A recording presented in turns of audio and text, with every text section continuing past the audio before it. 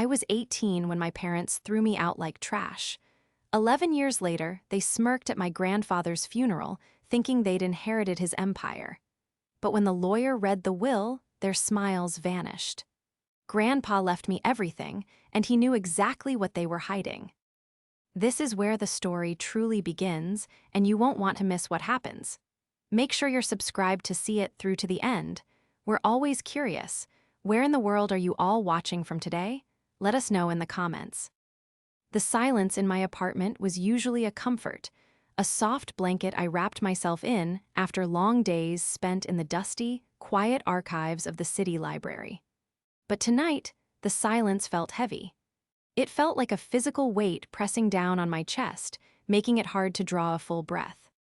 I sat on the edge of my worn, secondhand sofa, clutching the phone so tightly my knuckles had turned a stark white.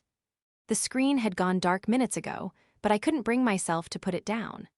The voice on the other end, Mr. Henderson, my grandfather's oldest friend and personal attorney, had been gentle, his tone laced with a grief that matched my own, but the words he had spoken were like jagged shards of glass. "Alice, he's gone. Arthur passed away peacefully an hour ago." I closed my eyes, hot tears squeezing out and tracking rapidly down my cheeks. Grandfather Arthur, my anchor. The only person in my bloodline who had looked at me and seen a human being rather than an asset to be traded or a disappointment to be discarded. He was 92, and I knew this day was coming. I had watched his strength wane over the last 6 months, his robust laughter turning into a soft chuckle, his iron grip on his cane loosening. But knowing it was coming didn't make the arrival any less devastating. I looked around my small studio apartment. It was clean, filled with books and the smell of old paper and vanilla tea, but it was modest. Extremely modest. It was the life I had built from scratch, the life I had scraped together with bruised hands and a broken heart after the night I was exiled from my family home. A sudden, sharp vibration from the phone in my hand made me jump. I looked down, expecting a follow-up text from Mr. Henderson regarding the funeral arrangements. Instead, the name flashing on the screen made my stomach drop into the soles of my feet. "Father." I stared at it. I hadn't spoken to Marcus in 3 years, and even then, it had been a brief, accidental run-in at a grocery store where he had looked through me as if I were made of glass. Before that, it had been the night of my 18th birthday, the night the locks were changed. I didn't answer. I couldn't. The phone buzzed relentlessly, dancing across my palm like an angry insect. It stopped, then immediately started again. Then a text message popped up. "Call me immediately, regarding Arthur's arrangements. Do not embarrass us." The grief inside me was instantly contaminated by a cold, oily slick of dread. They weren't calling to mourn. They weren't calling to comfort their daughter who had just lost her grandfather. They were calling because the Titan had fallen, and they were circling the water, smelling blood and money. I felt a wave of nausea. I was physically ill, my head pounding with the pressure of unshed sobs, and now I had to deal with the sharks. I remembered the last time I saw Arthur, just 2 days ago. He had gripped my hand, his skin papery and cool, and whispered, "Stay strong, Allie. When I go, the wolves will come. Promise me you won't let them eat you alive." I had promised, thinking he was just being dramatic in his delirium. Now, looking at the aggressive text from Marcus, I realized he had been giving me a tactical warning. The betrayal of my parents wasn't just that they had kicked me out years ago. It was that they had waited until Arthur's heart stopped beating to acknowledge my existence again, solely to control the narrative. The pain of losing Arthur was blinding, but the realization that my parents were already plotting their maneuver was worse. The betrayal was worse than the death itself. The next 3 days were a blur of gray skies and black clothing. I moved through the world like a ghost, mechanically going through the motions of grief while my mind remained on high alert. Mr. Henderson had arranged everything according to Arthur's specific, pre-written instructions. The service was to be held at the old stone chapel on the edge of the estate that Marcus and Sylvia, my parents, had been banned from entering for the last decade. I arrived early, driving my battered compact car up the long, winding driveway lined with ancient oaks. The house loomed ahead, a sprawling masterpiece of architecture that Arthur had built with his own sweat and savvy in the 70s. It was worth millions, the land alone worth a fortune, but to me, it was just the place where I had learned to ride a bike, the place where I had hidden in the library when my parents' arguments in the city penthouse got too loud. I parked around the back, near the servants' entrance, out of habit. I didn't want to be seen. I just wanted to say goodbye. But they were already there. A sleek, black limousine was parked aggressively close to the front steps. As I walked around the corner of the house, clutching my coat tighter against the biting wind, I saw them. Marcus and Sylvia. They looked impeccable. Marcus was wearing a bespoke Italian suit that probably cost more than my car, his silver hair perfectly coiffed, his posture radiating authority. Sylvia was in a dramatic black dress with a veil, dabbing at dry eyes with a lace handkerchief. They looked like the grieving, dutiful children of a beloved patriarch. It was a performance worthy of an Oscar. I froze near a large hedge, my heart hammering against my ribs. I watched as they directed the florists, pointing imperiously at where the wreaths should go. They were already redecorating. They were already measuring the drapes. "Move that arrangement to the left," I heard Sylvia snap, her voice shrill and commanding. "And tell the caterers that we will be hosting the reception in the main hall. I want the private stock opened. Arthur wouldn't want us to toast him with cheap swill." "Of course, ma'am," a nervous server nodded, hurrying away. My stomach churned. Arthur hated the main hall. He always said it was too drafty and impersonal. He preferred the small study. And he despised alcohol at funerals. He thought it was disrespectful. They knew nothing about him. They knew nothing about the man who had built this legacy. I stepped out from behind the hedge, my boots crunching on the gravel. Marcus turned, his eyes narrowing instantly. There was no warmth, no recognition of shared loss. Just a cold, calculating assessment of my appearance, my off-the-rack black dress, my scuffed boots, my lack of jewelry. "Alice," he said, his voice flat, "you actually came." "It's my grandfather's funeral," I said, my voice shaking slightly despite my best efforts to sound strong. "Of course I came." Sylvia turned, lowering the handkerchief to reveal perfectly applied makeup that hadn't been touched by a single tear. "Well, try to stay in the background," she said, waving a hand dismissively. "We have important guests coming. Senators, investors, people who matter. We don't need you," complicating the image of family unity. "Family unity?" I asked, a spark of anger cutting through the grief. "You haven't spoken to him in 10 years. He despised you." Marcus took a step forward, invading my personal space. He smelled of expensive cologne and scotch. "Watch your tone," he hissed. Arthur was senile. He didn't know what he was saying. We are his next of kin. We are the heirs, and we will handle everything. You are here as a courtesy, Alice. Don't make us regret it. He turned his back on me, dismissing me as if I were a servant who had spoken out of turn. "Sylvia, make sure the lawyer knows we want the reading done immediately after the service. I have a flight to Zurich tonight." I watched them walk away, their confidence absolute. They believed that biology was a legal binding contract. They believed that because they shared DNA with Arthur, they were entitled to the kingdom he had built. They thought I was just the poor, estranged daughter, the librarian with no resources and no fight. But as I watched Marcus check his gold watch, I touched the locket around my neck, a gift Arthur had given me on my 25th birthday. Inside was a picture of us, and engraved on the back was a code. They were so sure of themselves, so sure of their victory. But they had forgotten one crucial thing. Arthur was a man who documented everything, and he had spent the last 10 years preparing for this exact moment. To understand the depth of their delusion, you have to understand the history. I wasn't disowned because I was a criminal. I wasn't kicked out because I did drugs or failed school. I was kicked out because I refused to be a pawn in Marcus's business mergers. When I was 18, Marcus had arranged a friendship between me and the son of a major real estate developer. It was an archaic, thinly veiled arrangement meant to secure a merger that would save Marcus's failing investment firm. I was the collateral. When I refused, when I told them I wanted to study history and make my own way, Marcus exploded. I remember the words perfectly. "If you are not an asset to this family, you are a liability, and we do not carry liabilities." They gave me 1 hour to pack. I left with a duffel bag and a box of books.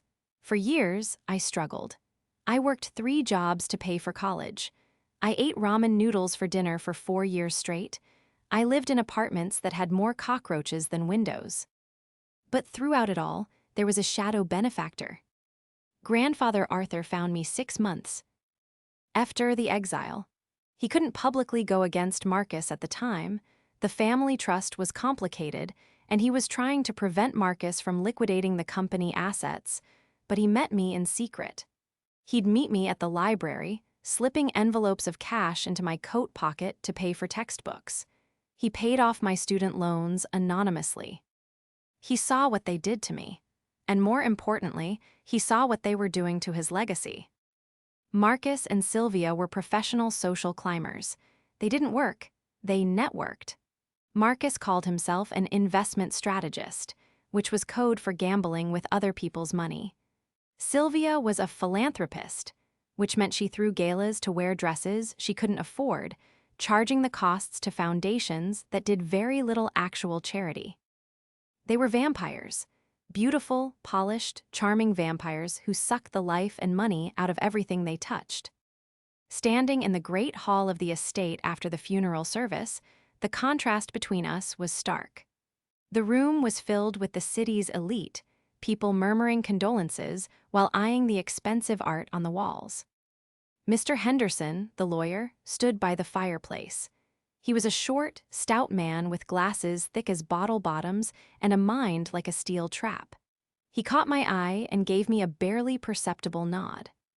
Marcus clapped his hands loudly, silencing the room. "Thank you all for coming," Marcus boomed, his voice dripping with false sorrow. "It is a tragedy to lose my father, but we must look to the future. As the new head of the Arthur Blackwood estate, I want to assure all our partners that business will continue as usual." He was already claiming the title. He hadn't even heard the will yet. He walked over to Mr. Henderson, putting a heavy hand on the lawyer's shoulder. "Henderson, old boy, let's get the formalities over with. Sylvia and I have the papers ready for the transfer of the properties. We've already listed the downtown commercial building for sale. We have a buyer lined up." My breath hitched. The downtown building? That was a historical landmark. Arthur had spent 40 years preserving it. Marcus wanted to sell it for quick cash. "We should proceed to the study for the reading of the last will and testament," Mr. Henderson said, his voice dry and devoid of emotion. He stepped out from under Marcus's hand. "It is required that all potential beneficiaries be present." "Of course," Sylvia said, gliding over. She looked at me with a sneer. "Alice, you may join us. I suppose Arthur might have left you a trinket, maybe some of his old books." "I'll come," I said quietly. We moved into the study. The heavy oak doors closed, shutting out the noise of the party. The room smelled of leather and pipe tobacco, Arthur's smell. Marcus sat behind Arthur's massive desk, claiming the seat of power. Sylvia sat in the velvet armchair, crossing her legs. I took a hard wooden chair in the corner. "Make it quick, Henderson," Marcus said, checking his watch again. "I need to sign the listing agreement for the building by 5. Mr. Henderson sat at the small table in front of the desk. He opened his leather briefcase and pulled out a thick document bound in blue paper. He adjusted his glasses, looking from Marcus to Sylvia, and finally to me. "This is the last will and testament of Arthur James Blackwood," Mr. Henderson began, "dated 3 weeks ago." 3 weeks, Marcus frowned. "That's impossible. His will was written in 2010. We have a copy." "He updated it," Mr. Henderson said calmly, "as was his right." Sylvia laughed nervously. "Well, fine, whatever, read it." Mr. Henderson cleared his throat. To my only granddaughter, Alice, who showed me that blood is defined by loyalty, not just biology. Marcus's eyes narrowed. I leave my collection of first edition historical manuscripts, my personal vehicle, and the sum of $50,000. Sylvia let out a loud, cruel laugh. She covered her mouth, feigning politeness. Oh, Alice, that's sweet. 50,000, that should help with whatever it is you do. Marcus leaned back, a smug grin spreading across his face. Very generous of the old man. We won't contest that, will we, Sylvia? Let the girl have her books and her pocket change. I sat perfectly still. My heart was pounding, but not because of the money. I saw Mr. Henderson's eyes flick to me again. There was a glimmer there, a warning. However, Mr. Henderson continued, his voice rising slightly. Regarding the remainder of the estate, the commercial holdings, the investment portfolio, the liquid cash, and this property, total value estimated at $12 million. Yes, the bulk of it, Marcus waved his hand. To us, let's get to the signatures. Mr. Henderson turned the page. The sound of the crisp paper turning was like a gunshot in the quiet room. To my son, Marcus, and his wife, Sylvia, Mr. Henderson read, and then he paused. He looked up locked-ing eyes with Marcus. Go on, Marcus demanded, though his smile faltered slightly at the pause. Per his final request, Mr. Henderson said, his voice dropping an octave, becoming steel. You two get nothing. The silence that followed was absolute. It was a vacuum that sucked the air out of the room. Marcus blinked. Excuse me. I said, Mr. Henderson repeated, you get nothing. You are explicitly disinherited. Not 1 cent, not 1 brick of this house. Sylvia stood up so fast her chair tipped over. That's a lie, that's a forgery. He was senile. We are his children. Sit down, Sylvia, Mr. Henderson said, and for the first time he sounded dangerous. I will not sit down, Marcus roared, slamming his hand on the desk. This is preposterous. Who gets it then? Who gets the 12 million? Mr. Henderson turned his gaze slowly toward the corner of the room. Toward me. The entire remainder of the estate, Mr. Henderson read, is to be placed in a sole trust for the benefit of Alice Blackwood. Marcus turned his head slowly to look at me. His face went from red to a ghostly, sickly pale. The smugness evaporated, replaced by a look of sheer, unadulterated terror. Alice, he whispered. And, Mr. Henderson added, dropping the final bomb, Arthur also left a supplementary file. He called it the insurance policy. He instructed me to hand it to Alice immediately after the reading. Mr. Henderson pulled a thick, red envelope from his briefcase and slid it across the table toward me. Marcus stared at the red envelope. His eyes bulged. He knew what was in there. I didn't know the specifics yet, but looking at his reaction, the way his hands started to tremble, the way sweat instantly beaded on his forehead, I knew one thing for sure. Whatever was in that envelope was enough to destroy them. The silence that had followed Mr. Henderson's declaration didn't last. It shattered like a dropped vase. You are lying, Sylvia shrieked, her voice losing all its cultivated elegance. She lunged toward the desk, her manicured nails clawing at the air as if she could physically snatch the words back and rearrange them. Arthur would never. He was confused. You manipulated him, Henderson. You senile old bat, you tricked him. Marcus was more dangerous. He didn't scream. He stood up slowly, bracing his hands on the heavy oak desk, leaning in until his face was inches from the lawyer S. His complexion had shifted from that terrified pallor to a deep, congested red. This is fraud, Marcus said, his voice a low, vibrating growl. I know the law, Henderson. You can't just cut out the direct heirs for a nobody. We will contest this. We will tie this estate up in probate for 20 years. She won't see a dime. And you, I'll have you disbarred. I'll ruin you. I sat in my corner, gripping the arms of the wooden chair. My heart was hammering a frantic rhythm against my ribs, but I didn't look away. I watched my parents. For the first time, I wasn't seeing them as the giants who had controlled my life. I was seeing them as desperate, cornered animals. Mr. Henderson didn't flinch. He calmly adjusted his glasses, picked up the blue-bound will, and tapped it on the table to align the pages. "You can try, Marcus," Mr. Henderson said, his tone bored. "But you seem to have forgotten the envelope Alice is holding. Before you threaten me with legal action, I strongly suggest you allow your daughter to open the insurance policy." Arthur was very specific. If you accepted the will with grace, the envelope was to be destroyed. If you threatened the estate. He trailed off, offering a small, cold smile.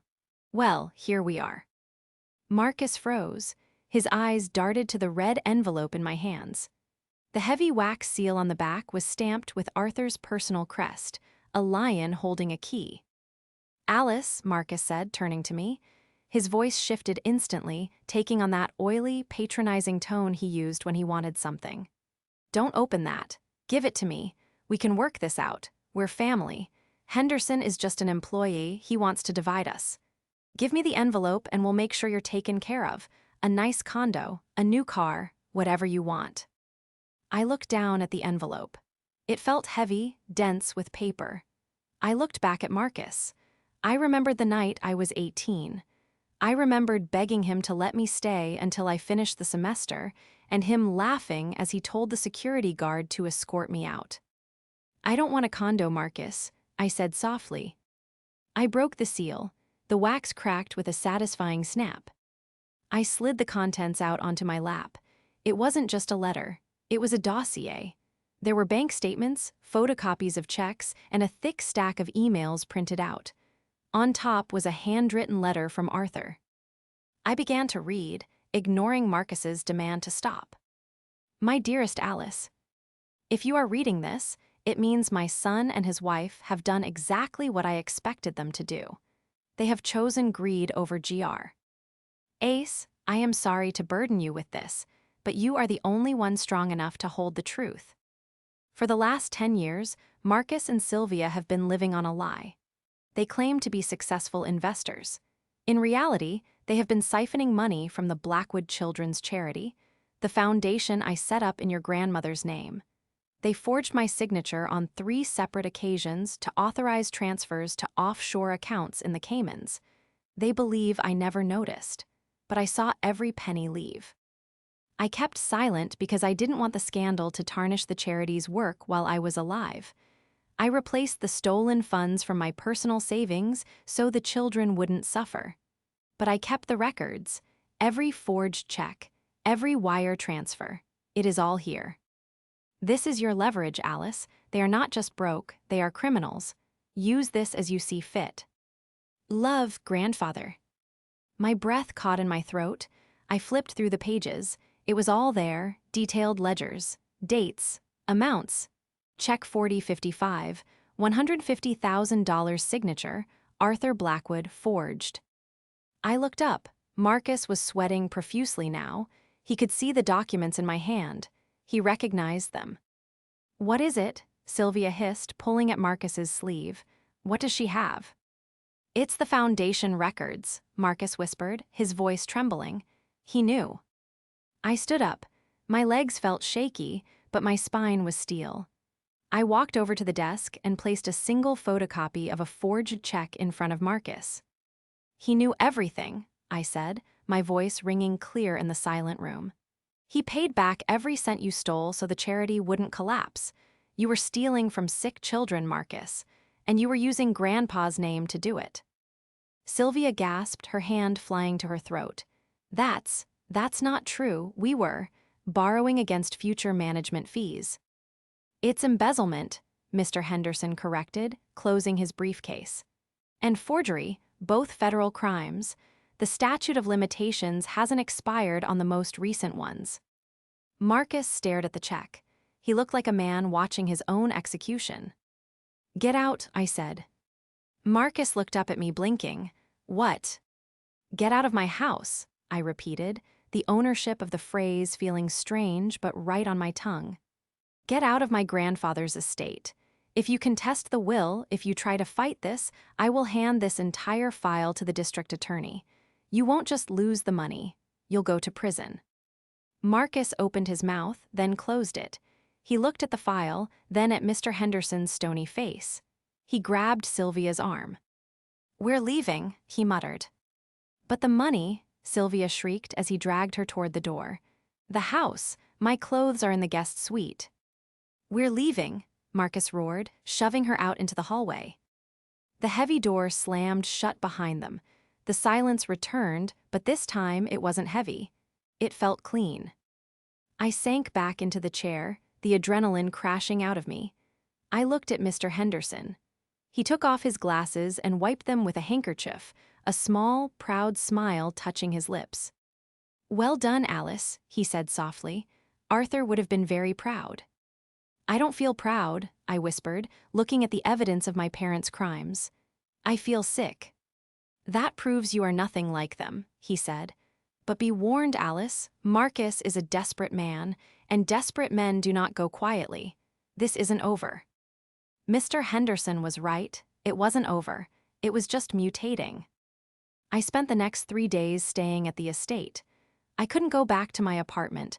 The press had caught wind of the Blackwood inheritance drama, likely leaked by Sylvia in an attempt to garner sympathy, and reporters were camped out on my fire escape. The estate, with its high iron gates and security staff, was a fortress. But a fortress can feel like a prison when you're waiting for an attack. I spent my time in Arthur's study, sifting through the mountains of paperwork with Mr. Henderson.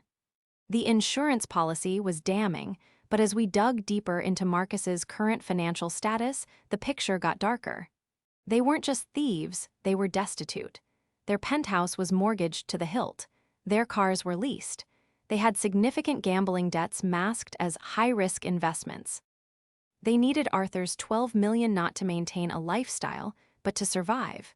That made them dangerous. On the 4th afternoon, the intercom on the desk buzzed. It was the gate security. "Miss Blackwood, your parents are at the gate. They say it's an emergency. They say they have medical papers regarding your grandfather." I frowned, exchanging a look with Mr. Henderson, who was sitting on the sofa reviewing tax returns. "Medical papers?" I asked. "Let them in," Mr. Henderson said, standing up. "Let's see what card they're playing now. But Alice, do not let them separate us, and do not sign anything." 10 minutes later, Marcus and Sylvia were in the study. They looked different than they had at the funeral. The polish was cracking. Sylvia's hair was pulled back severely, and she wasn't wearing makeup. Marcus looked like he hadn't slept in days, his eyes were bloodshot, his suit rumpled. "Alice," Sylvia began, rushing forward with her hands outstretched. "Oh, thank God you let us in. We've been so worried about you, all alone in this big, creepy house." I stepped back behind the desk, keeping a solid barrier between us. "I'm fine, Sylvia. What do you want?" Marcus stepped forward, placing a thick folder on the desk. He didn't look angry today. He looked sorrowful. It was a new tactic, the concerned father. "We didn't want to show you this," Marcus said, his voice heavy with fake regret. "We wanted to protect Arthur's dignity, but you forced our hand." "What is it?" I asked, eyeing the folder. "It's a medical evaluation from Dr. Sterling," Marcus said. "Dated 6 months ago. It diagnoses Arthur with advanced dementia, paranoid delusions. It states clearly that he was unfit to make legal decisions." I felt a cold spike of fear. If they could prove Arthur was incompetent, the new will and the disinheritance could be thrown out. Mr. Henderson stepped forward and picked up the folder. He opened it, scanning the pages rapidly. "Dr. Sterling," Henderson muttered. "I know him. He lost his license last year for writing prescription opioids for cash." Marcus stiffened. "He is a respected professional." "He's a quack on your payroll, Marcus," I said, my voice rising. "I visited Grandpa every week. He was sharp as a tack until the very end. We discussed history, politics, the stock market. He wasn't senile." "You're not a doctor, Alice," Sylvia snapped, the facade slipping. "The court will listen to a medical professional, not a librarian." "And what about the theft?" I countered, grabbing the red envelope file. "Will the court listen to that? Will they listen to the fact that you stole $300,000 from the charity account in 2018? That's a misunderstanding, Marcus shouted, his face flushing. Internal transfers, we were going to pay it back. With what? I demanded. I've seen your credit reports, Marcus. Henderson pulled them this morning. You're drowning. You owe $500,000 to the Diamondback Group. That's a loan shark, isn't it? The silence that hit the room was deafening. Marcus went dead white. I had guessed about the loan shark part based on the strange name on the credit report, but his reaction confirmed it. You didn't just come here for the money, I said, realizing the full horror of it. You borrowed money against this inheritance. You told them you were getting the $12 million, and now you can't pay them back. Sylvia began to weep real, ugly tears of terror. They'll kill us, Alice. They said they'd break Marcus's legs if we didn't have the payment by the 1st of the month. That's in 2 days. So you came here to bully me into giving you the money? I asked, disgusted. You came here to lie about Grandpa's mental health so you could save your own skins.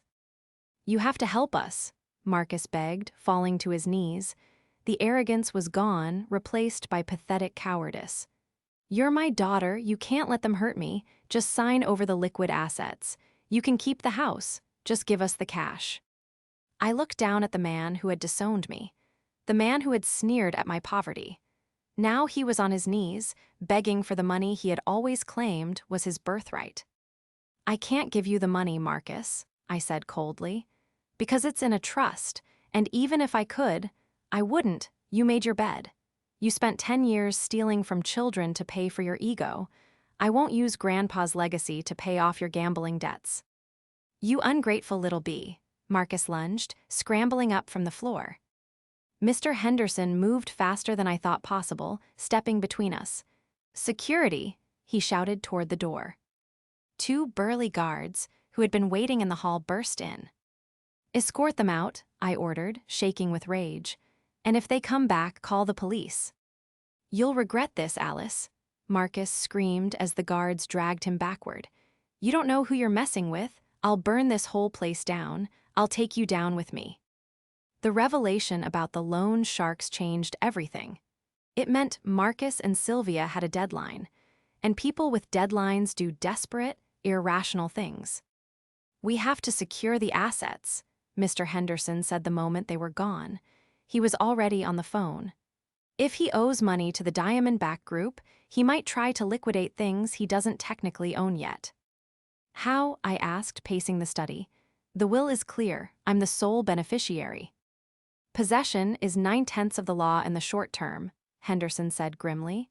He has keys to the downtown commercial building. He has the old company seals. If he finds a shady buyer who doesn't look too closely.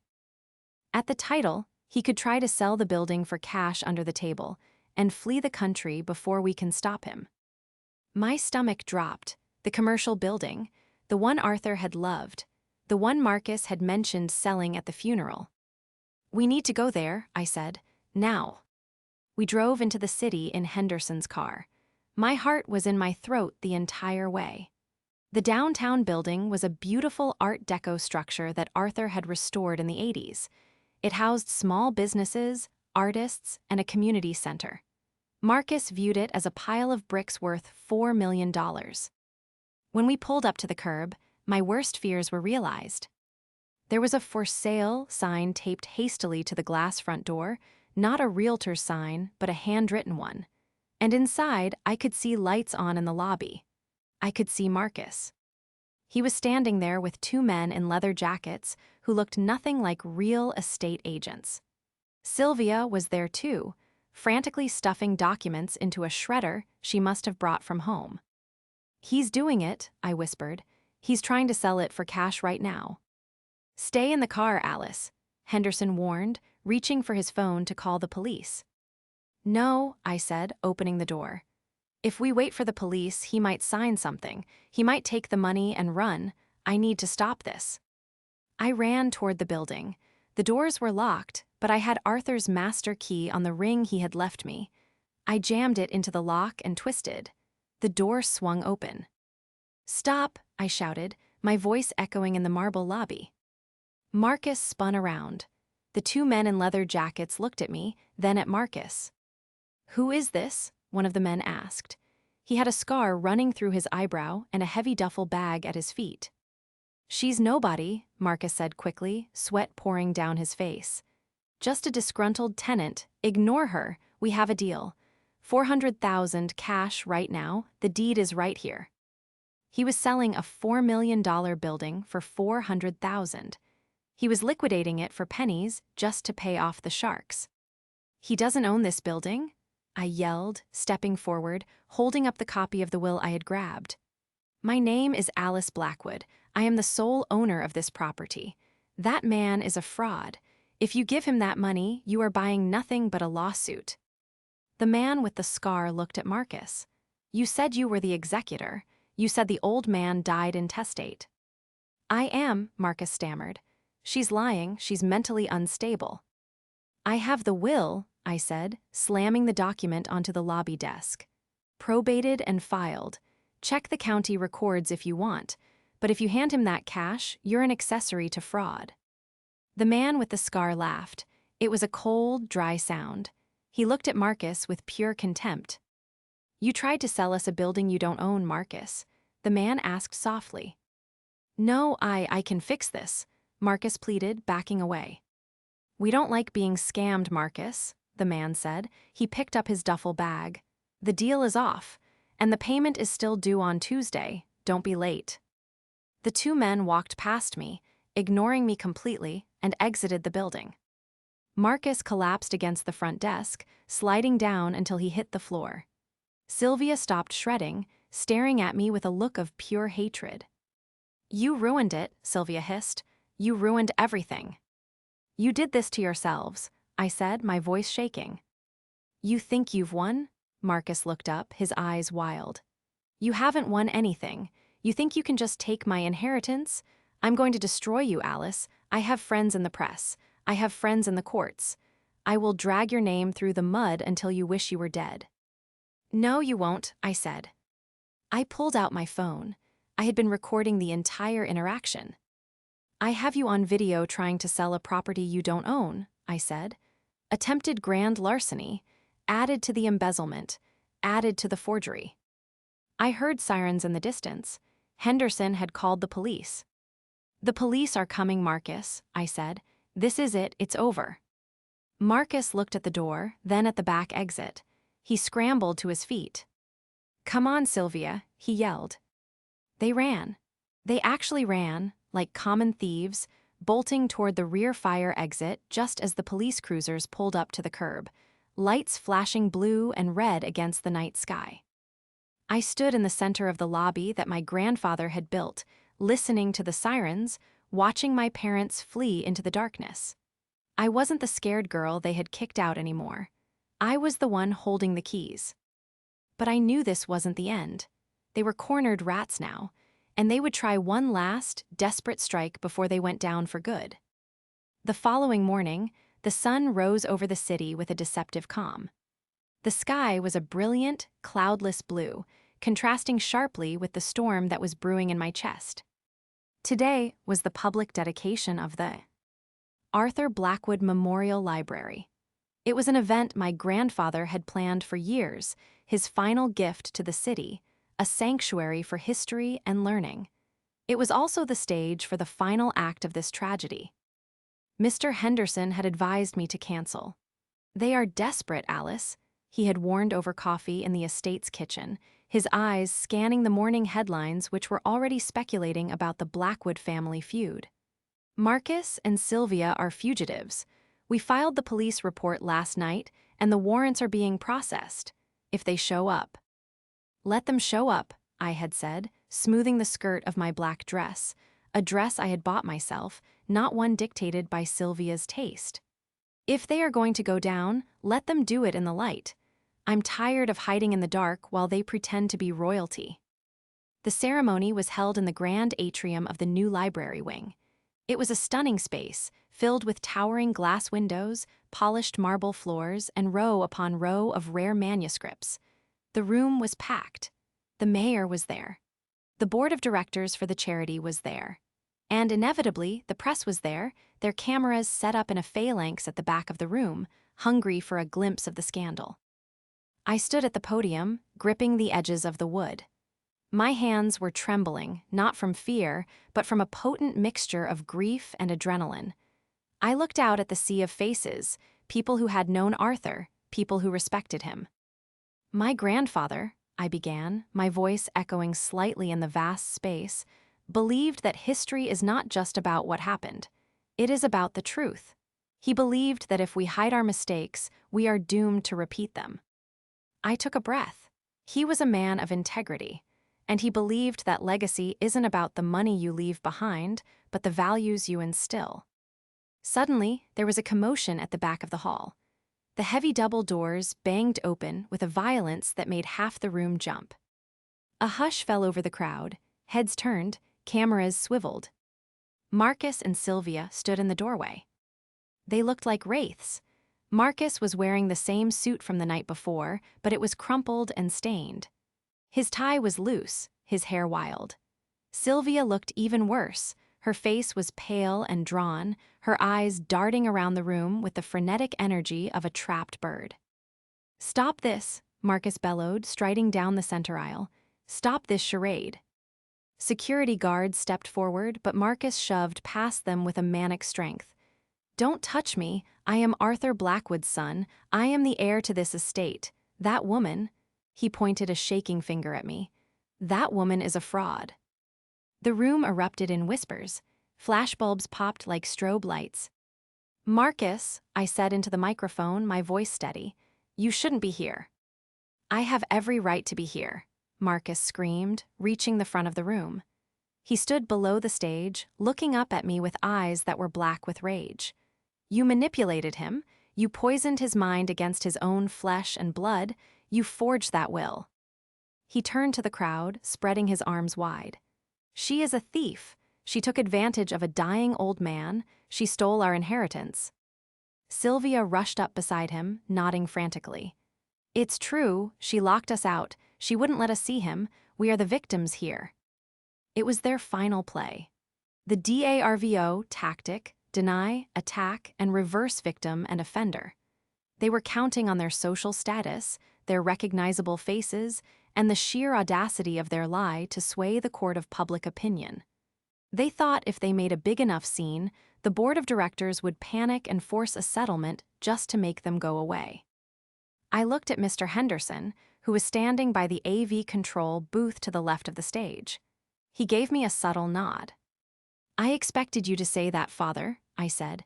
The word father felt like a weapon. "Don't call me that," Marcus spat. "You are no daughter of mine, you are a parasite." "You claim grandfather was senile," I continued, speaking clearly for the cameras. "You claim I manipulated him, you claim you are the victims." "We are," Sylvia sobbed, playing to the cameras. "Then perhaps," I said, "we should let Arthur speak for himself." I signaled Mr. Henderson. Behind me, a massive projection screen, intended to show a slideshow of the library's construction, flickered to life. But it didn't show architectural plans. It showed a video recording. The date stamp in the corner was from 3 weeks ago. The setting was Arthur's study. Grandfather Arthur sat in his high-backed chair, looking frail but his eyes sharp and clear. He was looking directly into the camera lens. The room went deathly silent. Marcus and Sylvia froze, staring up at the giant image of the man they had betrayed. "My name is Arthur James Blackwood," the video Arthur said, his voice strong. "I am of sound mind and body. I am recording this statement to accompany my last will and testament, specifically regarding the disinheritance of my son, Marcus, and his wife, Sylvia." On the screen, Arthur leaned forward. "Marcus, Sylvia, I know you will try to fight this. I know you will try to bully Alice. I know you will lie to the world and say I was mad." In the hall, Marcus made a choking sound. He took a step back. "But I am not mad," Arthur continued. "I am simply heartbroken. For 10 years, I have watched you steal from the Blackwood Children's Foundation. I have the records. I watched you turn away your own daughter because she refused to be sold like cattle. I watched you wait for me to die like vultures circling a carcass." The crowd gasped. The board members looked at each other in horror. "So, let me be clear," Arthur said, his voice turning into iron. "Alice gets everything because she asked for nothing. You get nothing because you took everything you could get your hands on. This is my final request. Leave her alone, or the world will know exactly what you are." The video cut to black. The silence in the atrium was absolute. It was heavy, suffocating. Every eye in the room was fixed on Marcus and Sylvia. The facade was gone. The grieving children mask had been ripped away by the dead man himself. It's a deep fake," Marcus whispered, but his voice lacked any conviction. He looked around, realizing he had lost the audience. He had lost the narrative. "It is authenticated," I said from the podium. "And so are the bank records I handed to the district attorney this morning." At that moment, the doors at the back of the room opened again. This time, it wasn't family. It was 4 uniformed police officers and 2 detectives in suits. They walked down the aisle with purpose. "Marcus Blackwood, Sylvia Blackwood," the lead detective called out. Marcus spun around. He looked at the police, then at the exit, then at me. For a second, I saw the loan shark's deadline flash behind his eyes. He realized that prison was actually the safer option. "You can't do this," Sylvia shrieked as an officer took her arm. "I am a Blackwood. Do you know who I am?" "You're under arrest for embezzlement, fraud, and attempted grand larceny," the detective said, snapping handcuffs onto Marcus's wrists. Marcus didn't fight. He slumped, all the air leaving him.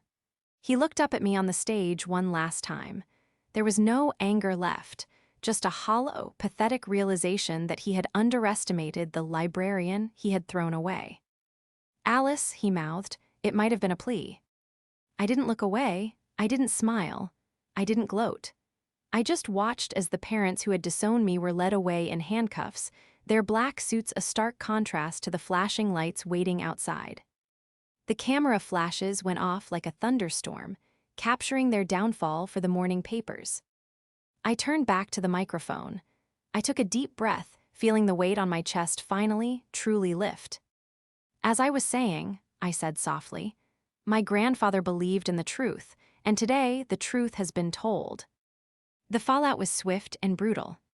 With the video public and the financial records in the hands of the authorities, there was no wiggle room. The Blackwood scandal dominated the news for weeks. The loan sharks, seeing the high-profile arrest, vanished into the shadows, realizing their debt was uncollectible from a man in federal custody. Marcus and Sylvia pleaded guilty. They had no money for a high-powered defense. Mr. Henderson made sure the estate funds were locked tight, and the evidence was overwhelming. They were sentenced to 8 years in prison for the embezzlement of the charity funds, with additional concurrent sentences for the attempted fraud regarding the building sale. I didn't go to the sentencing. I didn't need to see them in orange jumpsuits to know justice had been served. I had already said my goodbye. 6 months later, the dust had settled. I sat in the library of the estate, my estate, but it didn't feel like a fortress anymore. I had opened the curtains. Sunlight streamed in, illuminating the dust motes dancing in the air. I wasn't living in the mansion alone. I had turned the main house into the headquarters for the new Blackwood Historical Trust. The servants' quarters were being renovated into dormitories for history students on scholarship. The house was full of life, full of noise, full of people who cared about the things Arthur had cared about. I still drove my compact car. I still drank vanilla tea. The $12 million hadn't changed who I was, it just gave me the power to protect the things I loved. The intercom buzzed. "Miss Blackwood, Mr. Henderson is here." "Send him in." Mr. Henderson walked in, looking more relaxed than I had ever seen him. He was carrying a small box. "Good afternoon, Alice," he smiled. "Or should I say, Madam Chairwoman?" "Alice is fine," I laughed, standing up to hug him. "How are you, Henry?" "I'm retiring," he announced, setting the box on the desk. "Florida, my wife wants to see the ocean. I figured, with the estate settled and the foundation back in the black, my work here is done. I felt a pang of sadness. He had been my rock. I'll miss you. You don't need me anymore, he said gently. You handled the board meeting yesterday like a pro. Arthur was right about you. You have his spine. He pushed the small box toward me. I found this in the safe deposit box yesterday. It wasn't part of the legal filing. It was just for you. I opened the box. Inside was a simple, vintage watch. It was Arthur's. The leather strap was worn, the face slightly scratched. It wasn't the Rolex Marcus had coveted. It was the Timex Arthur had worn every day while he built his company from nothing. I picked it up, feeling the cool metal against my skin. He wore that when he signed his first contract, Henderson said. He told me once that he wanted you to have it. He said, Marcus wants the crown, Alice deserves the time. Tears pricked my eyes. I strapped the watch onto my wrist. It was too big, but it felt perfect. Thank you, Henry, I whispered. He nodded, patted my hand, and turned to leave. At the door, he stopped. You know, he said, your parents sent a letter from prison, requesting a visit. I looked down at the watch. I thought about the 18-year-old girl shivering on a curb with a duffel bag. I thought about the smirk on Marcus's face at the funeral. I thought about the peace I felt right now, surrounded by books and sunlight. Tell them no, I said. Tell them I'm busy living my life. Henderson smiled, a genuine, proud grin. I was hoping you'd say that. He closed the door. I walked to the window and looked out over the grounds. The oak trees were turning gold with autumn. The world was vast and open. I was 29 years old. I had $12 million, a purpose, and a future entirely of my own making. My parents had tried to bury me. They forgot that I was a seed.